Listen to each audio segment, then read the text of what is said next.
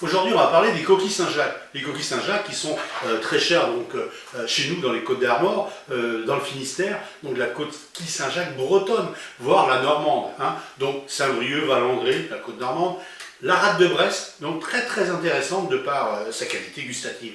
Je ne parle pas des coquilles Saint-Jacques qui proviennent d'Amérique du Nord, voire du Canada, qui ont très très peu d'intérêt pour nous en cuisine.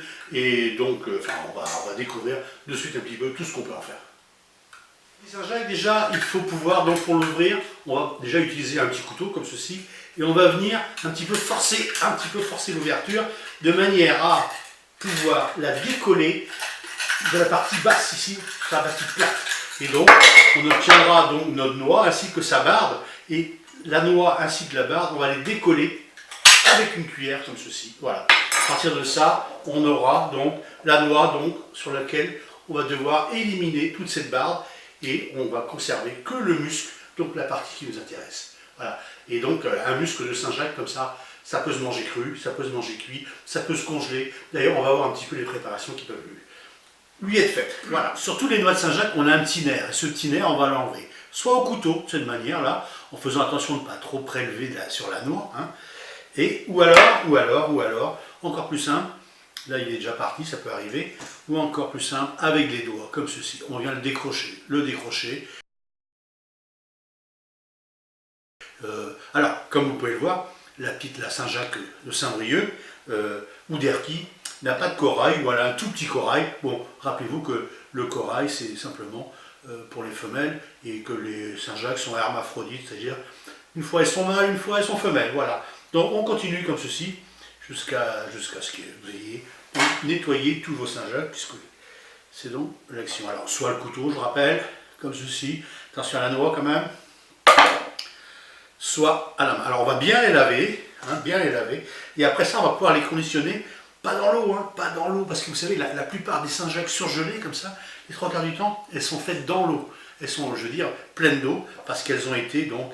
elles ont été gorgées d'eau en fait, parce qu'elles sont vendues, comme vous le savez, au poids. Hein. Donc là, même extra, on continue, comme ceci. Voilà. Hop.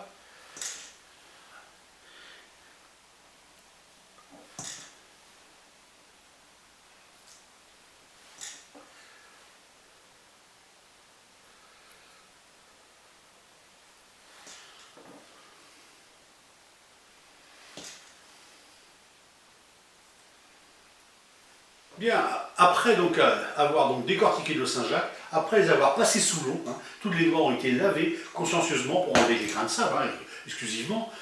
Avant cela, donc, on a aussi enlevé le nerf, ce qu'on appelle dénerver, c'est pas véritablement un nerf, enfin, c'est une partie où la bestiole peut s'accrocher à sa coquille tout simplement. Et après les avoir lavées, on va bien les égoutter pour enlever toute l'eau qu'elles peuvent contenir.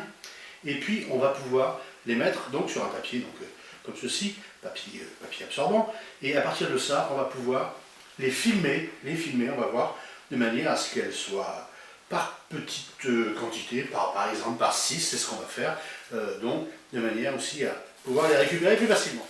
Donc du film plastique alimentaire, un rectangle à peu près de cette taille, on va pouvoir donc venir les ranger, donc, par 6 par exemple, mais le nombre...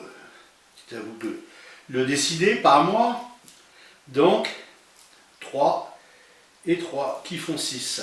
Voilà. Et là, on va donc bien les enrouler dans notre film plastique cuisson. Et là, comme ceci, on va les forcer un petit peu à se serrer les unes contre les autres. Voilà. On ferme ça un petit peu comme un petit bonbon. Voilà. Et voilà. Et là, on va pouvoir donc les mettre congélation, et vous pourrez récupérer donc au fur et à mesure les quantités donc, que vous souhaitez. Bon, la même opération pour la deuxième série, et bien sûr avec le nom qui va bien, mais surtout bien sèche, ça c'est important, ça c'est très très important, pas d'eau. Et il y a déjà de l'eau dans la Saint-Jacques, il ne s'agit pas d'en rajouter, même si ça fait du poids.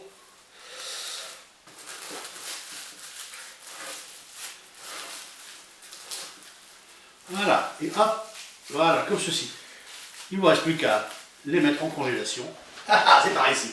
Et donc, ce que j'oubliais, c'est que la saison des Saint-Jacques commence donc au mois d'octobre jusqu'au mois de mai. Je parle pour la Saint-Jacques de Saint-Brieuc. Celle de Brest, bon, actuellement, elle a quelques petits soucis. Bon, ça va se passer, j'espère, espérons. Voilà. Écoutez, bonne récolte, bonne pêche, bonne conserve de Saint-Jacques, si j'ose dire. Et surtout, bien les congeler en glace et vous pourrez ressortir au fur et à mesure vos petits échantillonnages quand vous en aurez besoin. Allez, ciao ciao.